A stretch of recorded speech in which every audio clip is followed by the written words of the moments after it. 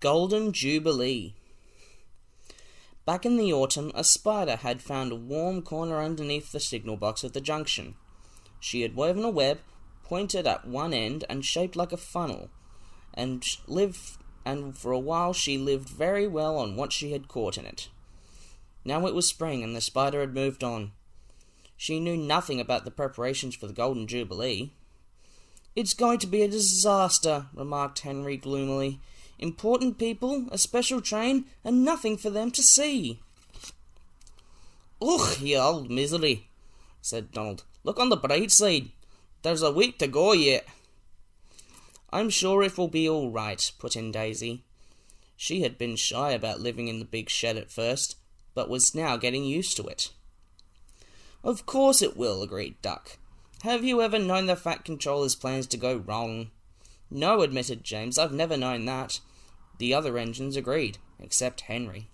"There's always a first time," he muttered darkly.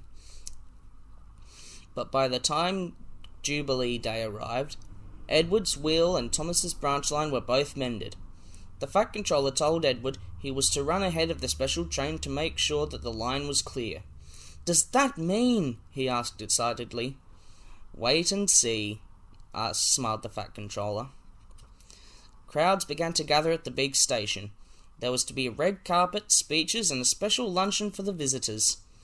"Last time we had a red carpet, the Queen came," remarked Gordon. As the special train drew to a halt, Emma grinned happily at Edward. "Got your 4 lamps arranged?" she asked. "Off you go then. We'll follow in a few minutes." At the junction, a breeze blew into the room beneath the signal box. It wafted the old spider's web between 2 electrical contacts. At once, everything in the signal box stopped working.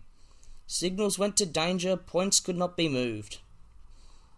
"Now what?" exclaimed the signalman. "There's a royal train due in 5 minutes." Edward stopped outside the signal box. Thomas, Percy and Toby and Mavis were waiting. "The electrics are dead," the signalman told Edward's driver. "We shall have to flag you all through, but it will take time. You must go first, then the Royal."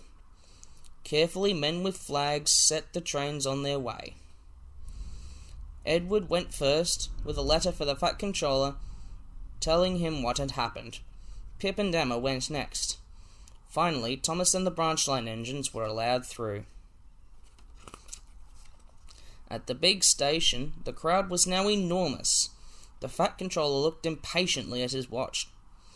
Gordon, Henry and James had got the best places at the platform.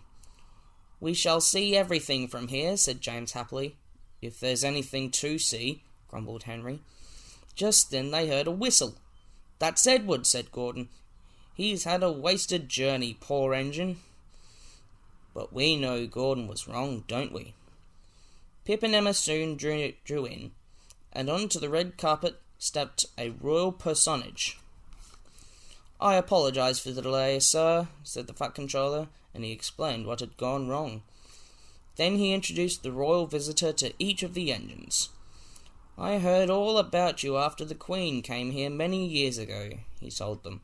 "I am delighted to meet you for myself." The engines whistled long and loud. The royal personage grinned and held his ears. "The Queen was right," he told the Fat Controller. "Your railway and your engines are a credit to you."